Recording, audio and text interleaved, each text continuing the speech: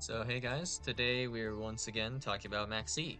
And specifically I want to focus on the aspect of, is Maxi that unfair? So there are certain aspects about Maxi that could make you maybe consider as being unfair.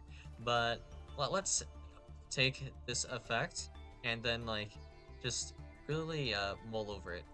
So, quick effect, you send this card from your hand to the graveyard this turn. Each time your opponent special summons a monster or monsters, immediately draw one card. You can only use this effect of Maxi once per turn. So, Maxi is hard once per turn. So, if you open multiple copies of Maxi, you can't just activate Maxi in chain to called by if they try to called by your Maxi, like you can with Droll. So, that's one thing worth noting. So, Maxi is indeed a brick to an extent in many different ways. So, if I am going first, Maxi does literally nothing for me, right? Just straight up, this is a dead card in hand. You would be better in general to have cards that can stop hand traps or deal with hand traps in some sort of way or form, shape, way, form, whatever. And then we also have engine and starters, just extender starters that we might rather have over Maxi. But if we just focus on the primary effect of Maxi over here, so the theoretical best time to use Maxi, I think, where it gets the most value is when you are going second and you activate this against your opponent. So if we do any sort of combo, we obviously, just in general, will special summon a lot. And that will net your opponent a lot of cards to fire back with, and it'll be hard to kind of stop with your limited amount of interruptions, right? So if my opponent has let's say 20 cards in hand and I only have maybe 4 or 5 interruptions, it'll be fairly difficult for me to deal with everything my opponent has here. Unless, of course, I don't know, maybe perhaps it's Vanquish Soul, and I have two pieces of non-targeted removal. That would completely cripple Vanquish Soul, regardless of how many pieces of Vanquish Soul engine you have. So that's kind of amusing. And also, even if you have the kind of Book of Moon effect, that doesn't work because I can still use all my effects. Like Fallen of Velbaz, I think that doesn't really care if itself is face down. Well, if it itself is face down, and you cannot put your own monsters to face down, so they would always get fused away by Fallen of Elbaz. So that's just an interesting aspect. But when it comes to Maxi, all the power is not in whoever is using Maxi. It's uh who it's used against. So if this was just a card that essentially this kind of feels like a custom card to an extent, right? Where imagine that you're in a world without Maxi and then your opponent just pulls Maxi from out of nowhere, you know? This card didn't exist until your opponent activated it just now. Now in this case, that would be complete BS, right? And that would be unfair, but before we queue up, before we do anything, if we already know the existence of Maxi, it's honestly somewhat to an extent your fault for not preparing for Maxi. So, for example, if you don't put any copies of Called by the Grave, you don't put in Ash Walls of Joe Spring for Maxi, despite knowing its in general high play rate. It's not Maxi's fault. That's your fault, like straight up. And if you don't draw into them, well, that's still okay. It's not game losing or anything, because once again, all the power is not in the person that is using Maxi. It is in the person being having Maxi used against them. So this effect is actually not that strong, honestly, compared to certain other effects. That immediately, if you don't have knowledge of because with hand traps you don't have knowledge of their existence until well, you don't know 100% for sure. I mean, in Master Duel it's kind of different because we have triggers to test things with, to see if our opponent has a response to certain actions. Like for example, if I add a card from my deck to the hand. If I just plainly normal summon a guy and you have a response, there are different things it could mean. Or if I perhaps activate a continuous spell, then it is likely Maxi if you have a response, honestly. That was it's some weird trigger like Thunder Drake and Dark, whatever, or not trigger, quick effect. But yeah, with Maxi, you are not being forced to special summon any monsters, and before Maxi even drops, we don't have to special summon any monsters. It is our choice, as in the player that is dealing with Maxi, to special summon. And we can make this choice in deck building. Like, already we can go this far back. So if we go to, for example, Kashtira actually has a pretty solid game plan. The way, like, one of my builds plays is that I do not actually run Called by the Grave. That is because I do not actually care about Maxi. And how the deck plays, is that we run Fissure, and what we can do is we can do Special Summon Shira Unicorn, and then I will activate Fissure, and then if you activate Maxi, I will just Unicorn your extra deck and take actions accordingly, right? Well, next move, we're going to Special Summon using Kashtira Theosis that we will add off of our Unicorn, and then we will grab, or Special Summon Fenrir, and then we will grab Rise Heart, and then I will Normal Summon the Rise Heart, and then go into a Rise Heart, and then I will pass, or I will just sit on the Unicorn and Fenrir, depending on, like, different things. Like, if I check your extra deck, I might actually just sit on Fenrir instead. Kind of depends, right?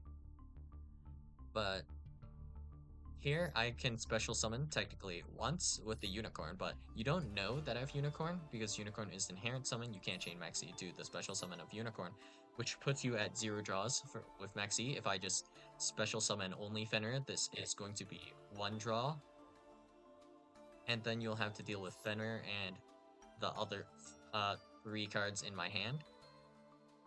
And then we have the idea of going into a Rise Heart, because maybe spell traps being able to be sent to the graveyard in this case is still relevant, so I want to actually make a Rise Heart.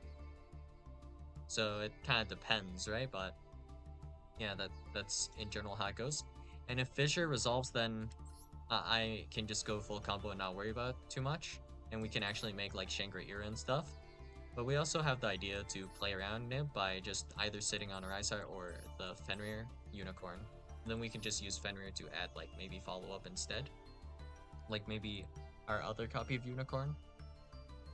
So that's one idea, and I also do have the idea of running some back row because it's hard for people to out a lot of the back row I have if I can use my Kishira cards to stop my opponent from like accessing their extra deck and stuff, right?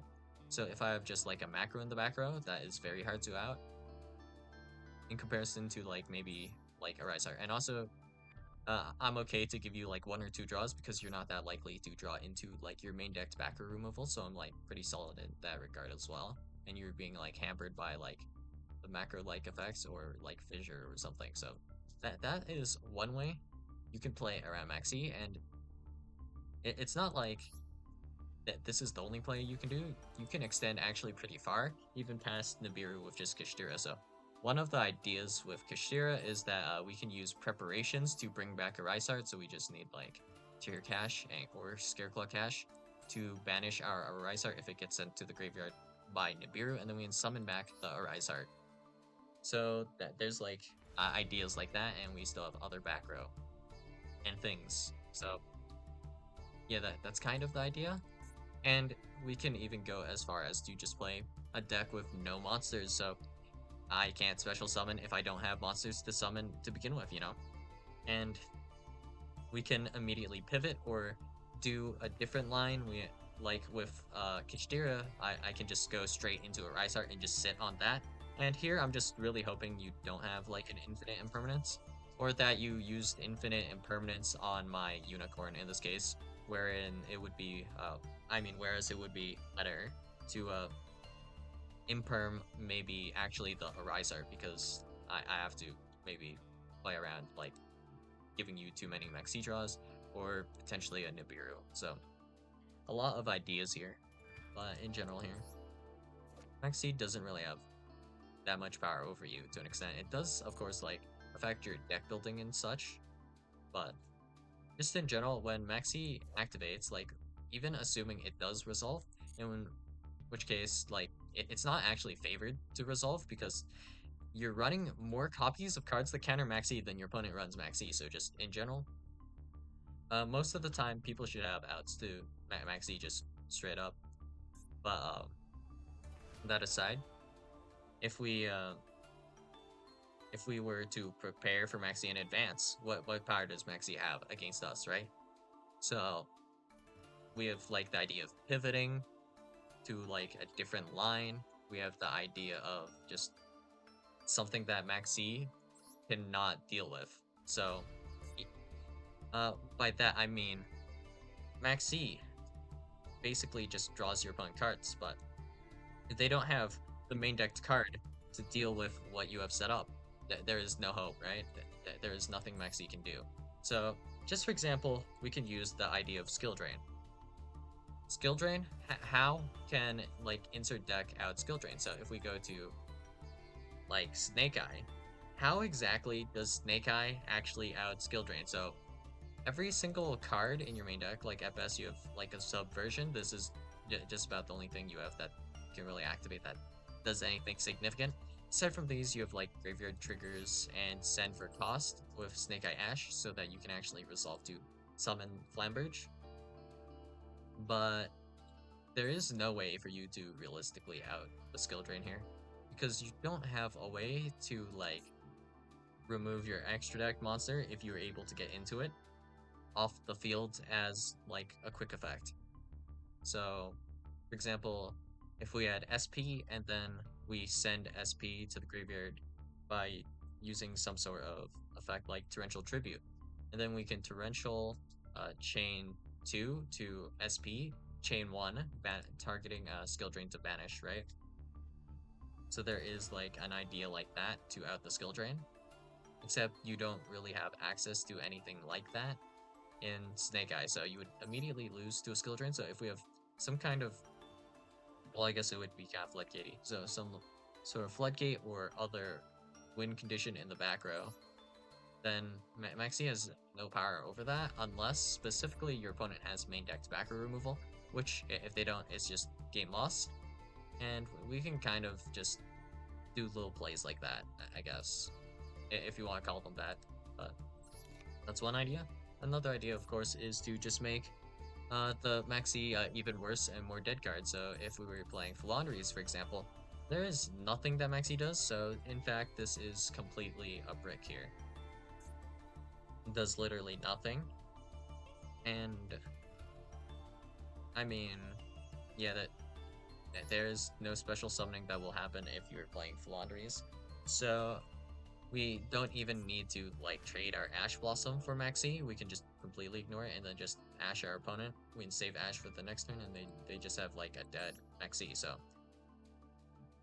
if my hand had, for example, Robina plus Ash Blossom Drift Spring and my opponent just had Maxi as their only hand trap, I don't even have to trade the Ash Blossom for the Maxi here.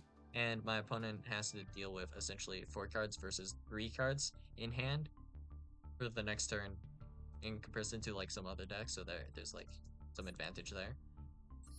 But because we're aware of Maxi, we can make a lot of different plays and things to kind of sort of deal with Maxi, right? So one idea here is just, of course, to not special summon. The other is to just abuse Maxi a bit because we kind of know that our opponent is probably playing Maxi because the play rate for Maxi is like 95% or something.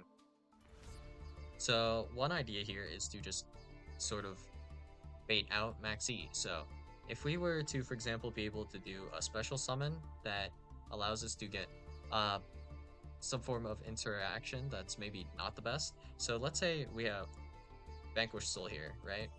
And we'll do normal summon Rosin. And this here is not going to be a special summon. This is just going to be Rosin. So our opponent here can drop the Maxi, and we pretty much always have to go into like Rocket Vanquisher, which is like fine, right?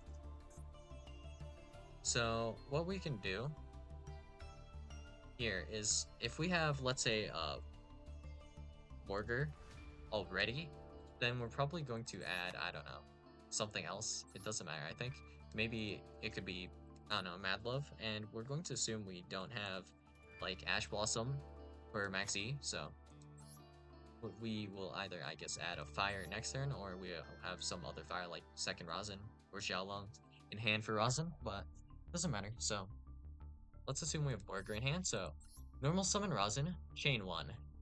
Chain 2, Maxi. Chain 3, Vanquish Soul Heavy Borger. So we can get Borger onto the field before our opponent is able to resolve their Maxi. And this doesn't do that much yet. But we will get our one draw off of the Mad Love that we just add. And that draw, honestly, it doesn't matter what it is. But okay, there's still the idea that we still do need to go into Rock of the Vanquisher. Otherwise, we won't be able to summon like our Raza next turn to do our searches and stuff. So,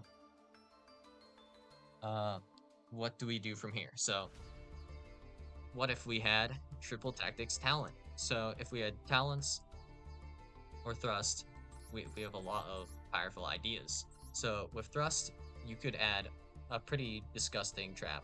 So, for example, we could add Dharma Karma Cannon. We can add Dimensional Barrier. All ideas. We could also use thrust to look at our opponent's hand and we can evaluate from there if we can give them one draw or not, or if they're completely cooked. And if they draw, like for example, we see their hand and it's something like really goofy and they don't have a good play against like our hand traps, then we can just pass without doing much and just do the Borger draw next turn and hope our opponent didn't like maybe get a thrust or something. So we probably in draw phase do like Borger effect to draw again. There's that idea. So we have like plays that we can do by pivoting here, and this is a somewhat specific hand, but it doesn't necessarily have to be like a Borger, but this is just the general idea, right? Of a way we could play around the Maxi and somewhat punish the Maxi by playing like a copy of Talents. And here we don't need like a Called By or Ash Blossom to stop the Maxi draws altogether. We can kind of just do a bit of a pivot, like in a way that's somewhat advantageous for us, I guess. That's one way to put it. And of course, just worth mentioning, like if we look at Tearlaments, like full power Tearlaments, they actually did not care about Maxi, so it was pretty messed up. So you're only going to realistically get at best like 1 or 2 draws off of Maxi, and if we get 1 draw, this is going to go even, which is just an upstart, which in my opinion, pretty worthless, not that good. There's a reason people don't put Upstart Goblin in their like every deck they play right now. It's not good, right? So the idea of Maxi being an upstart, that's not good. So if we Maxi to draw a 2, that at least gives us 1 extra card to work with. And honestly, that's not that insane either. I mean, it is for sure something, but it's not for the most part going to be game determinative as much as winning the coin flip. So pretty simple idea of with tier was to just go into Tearlament Kikelos, and if you were to Maxi before Kikelos is special summoned, then we just add Soliac, set Soliac, and we can pass, and then you mill with Kikelos and play on your opponent's turn, and you'll probably set up at least like Soliac plus Rukelos at minimum, and it can go like a bit further, and you also have like the shufflers in the graveyard as well, and still hand traps, because this could literally have just been a 1-card combo where you just normal summon Rhinoheart, and then send like Avnis, Merly, Sharon, whatever. And then that makes Kikelos, and then Maxi draws you 1, and then we just pass back and play on opponent's turn. So yeah, that's kind of how that goes, right?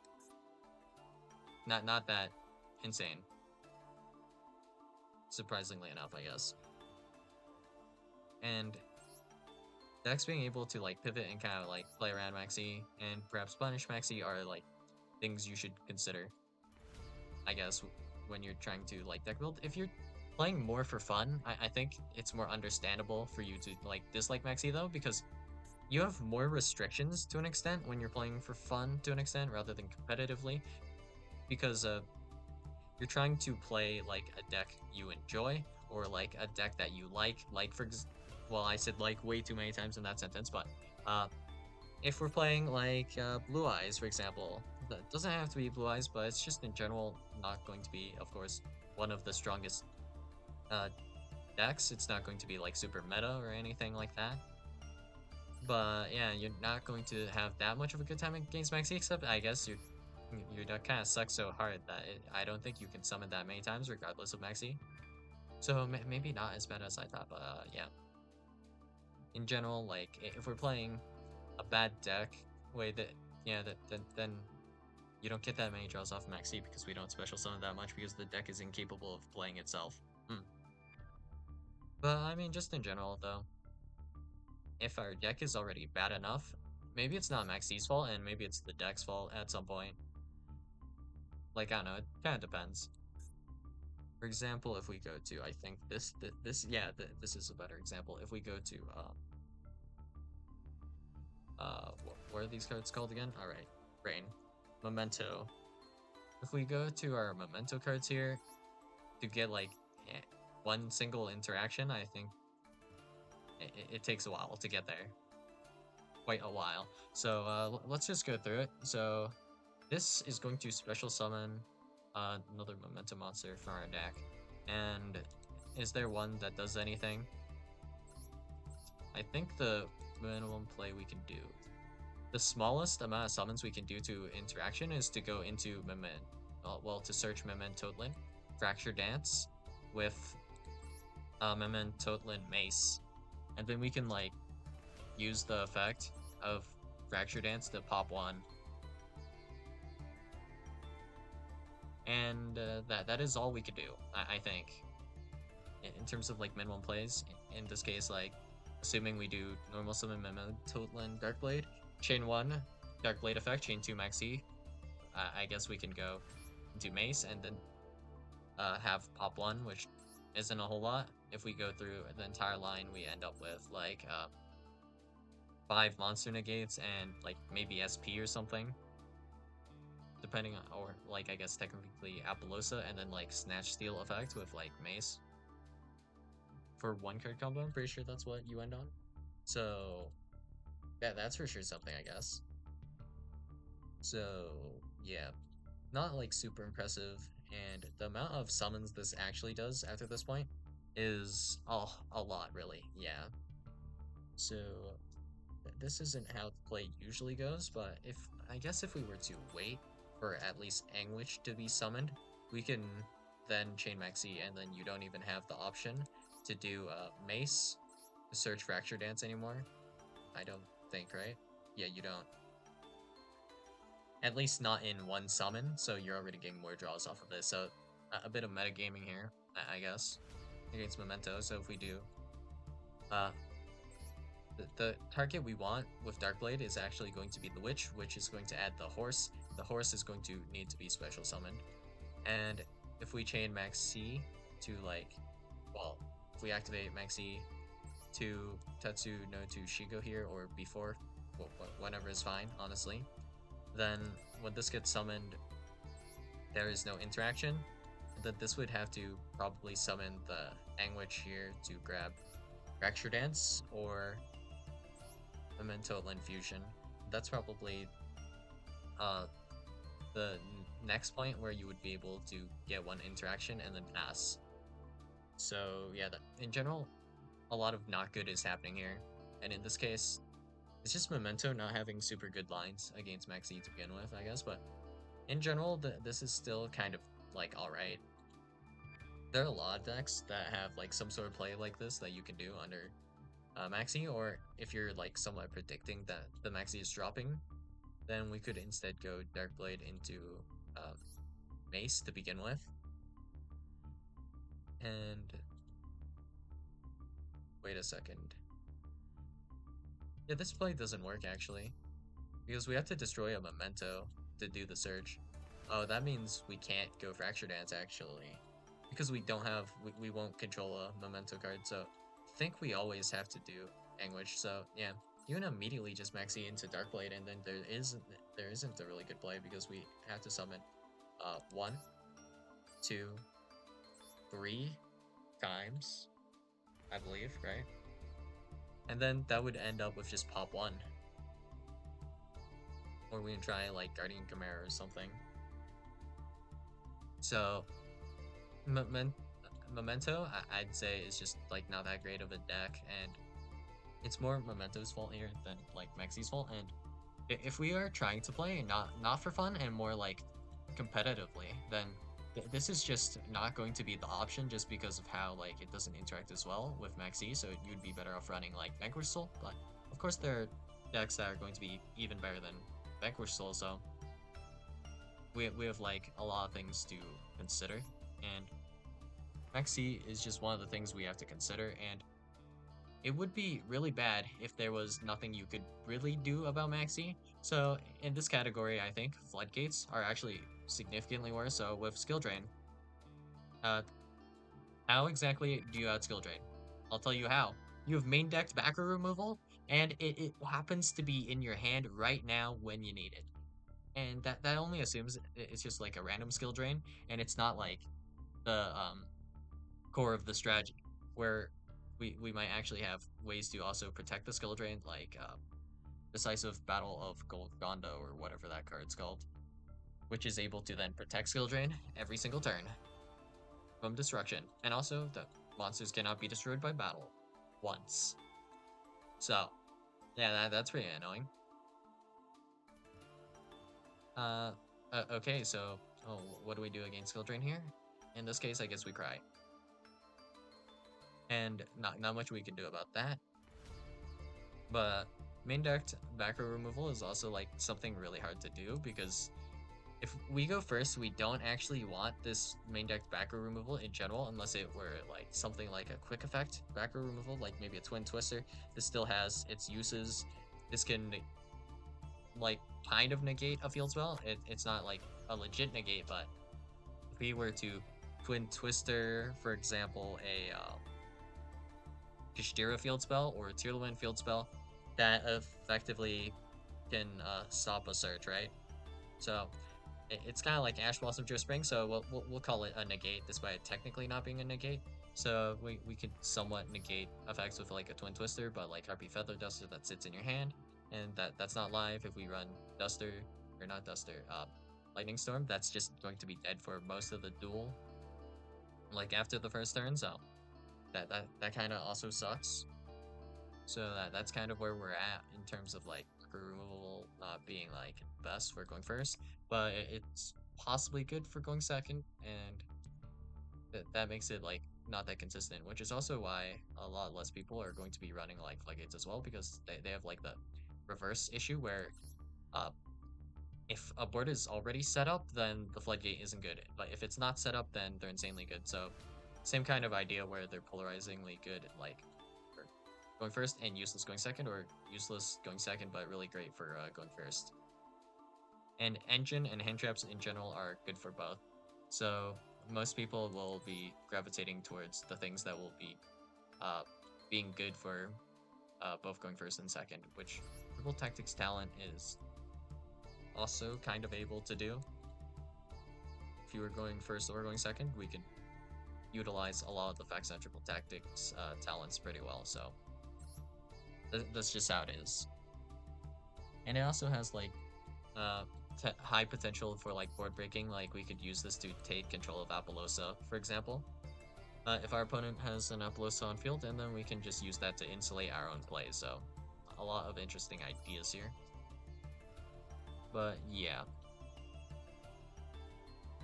nothing is forcing you to special summon to give your opponent draws for Maxi, and you can come up with plans way in advance before a Maxi is even dropped, right?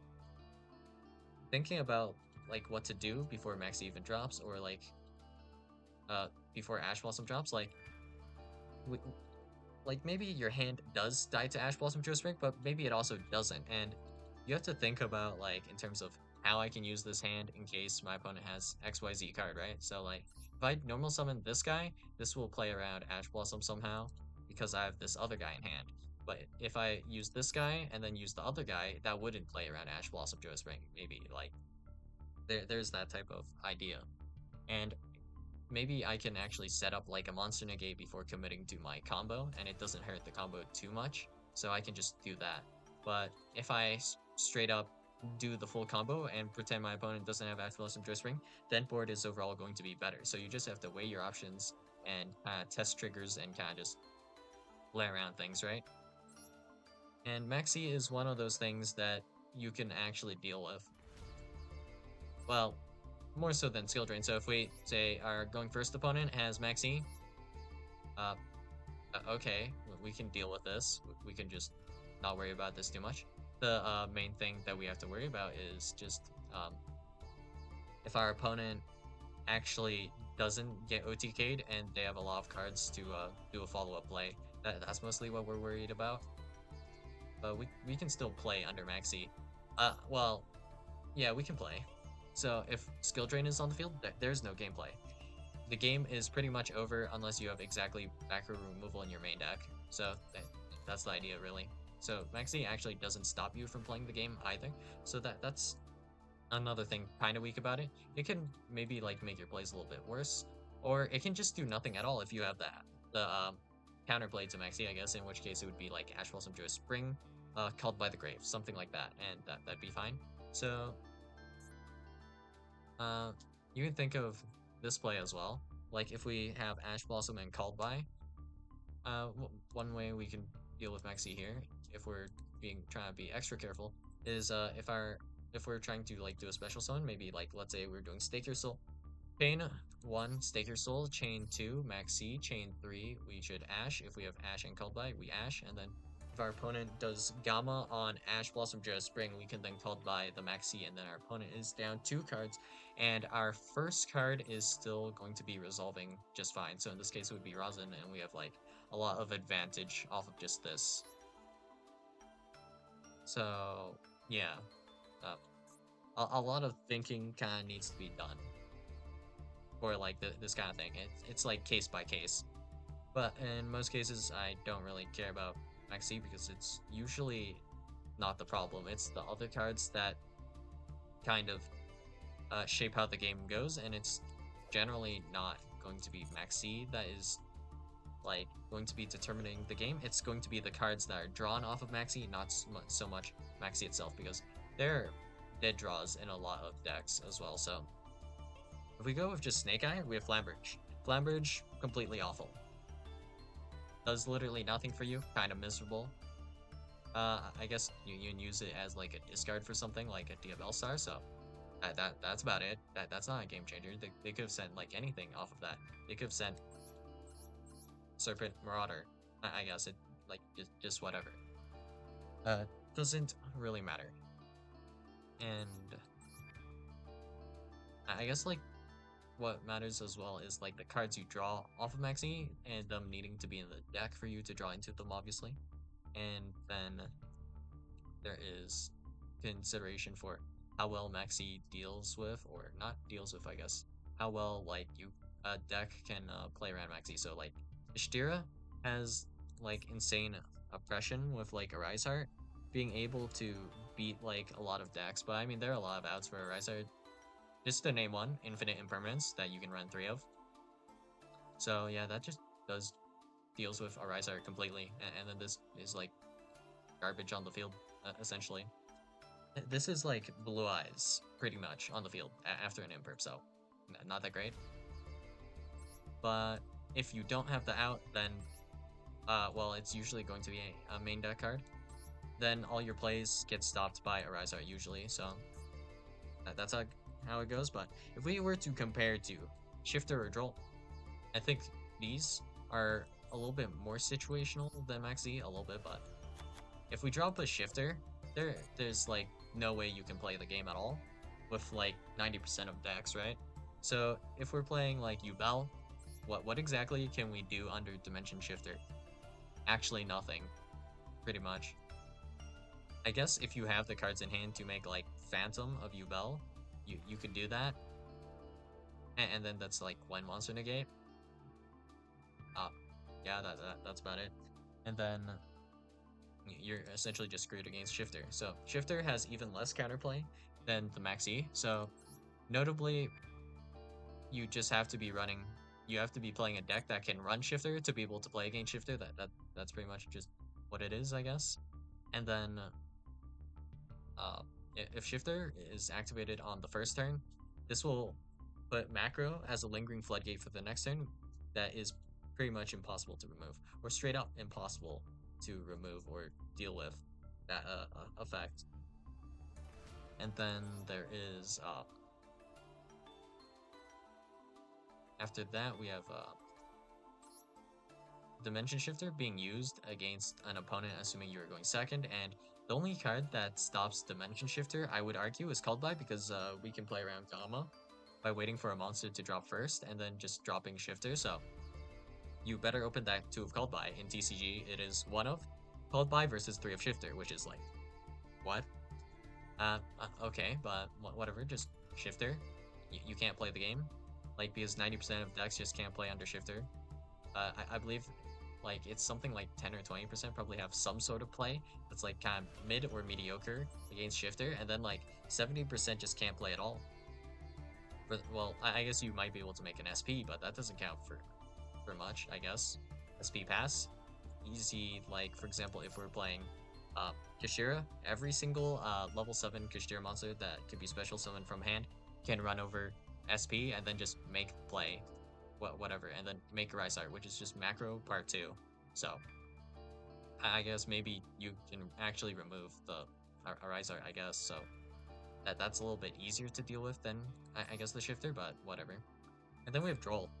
Droll and Lockbird, a bit more specific, and doesn't hit as many decks, I believe, as Shifter, because first off, there's a trigger condition for Droll and Lockbird, where a card needs to be added to your opponent's hand from the main deck, instead of just being able to floodgate your opponent with like Colossus effect immediately. So a little bit more balanced, but also there's some decks that need to search like a bajillion times, and then this just stops you from playing at all. Notably, like if we have Ash Blossom Joe Spring, like sometimes that can stop certain decks, but that just does nothing against Super Heavy Samurai, specifically when we have a Soul Piercer. So if we normal summon Soul Piercer and then link off Soul Piercer, that's already essentially a combo that we can't stop with Ash Blossom Joe Spring. There's no point where Ash Blossom Joe Spring does anything against Super Heavy Samurai if they normal summon Soul Piercer. That's just how it is. So yeah, Hand Trap's a little bit dicey, and these guys, you can't really play around that much. I mean, some decks can kind of play around, like with Pearly, you can, in the standby phase, like before main phase, try to like do your searches there, so that kind of plays around Droll, I guess, but for the most part, you can't play around Droll. It's just kind of the idea of your opponent has this, or they don't, and you have that, or you don't. Well, that's what it feels like, more so for these guys, where you have to completely change your deck. Because there are less ways to like kind of deal with Dimension Shifter and Drill and Lockbird. That's kind of how it is. With Maxi, at least you have Ash Blossom and then Called By to deal with Maxi. So that's going to be like 5-6 cards, or maybe more, for you to deal with Maxi, and then you have like probably 2 to deal with like Shifter and Drill and Lockbird. So you have a lot more like agency around like Maxi. Whether it resolves or it doesn't, you can like pretty thoroughly prepare for this, and it's not like completely unreasonable to do so. Whereas with like Dimension Shifter, like let's be real, there's most decks can't prepare for the Shifter, and then Drill and Lockbird, your deck just happens to be unaffected by it, I guess. You know, like that's mostly what it is a lot of the time. So it is what it is, I guess, right? So with Droll, I believe, like I guess like Tealman, for example, does not care about Droll. You don't actually need to at any point, except with maybe a Perlarino. That's probably the only time you would actually add a card from your deck to the hand. Aside from that, like I don't think that, well, I guess technically adding Perlarino can kind of count, but for the most part, we're not going to need to care, because you're not adding cards from your main deck to the hand to trigger Droll. And even if you do, you don't need to do it again, so you're probably just fine. So yeah, that's all I got for you guys today, and I'll see you guys in the next video. Bye.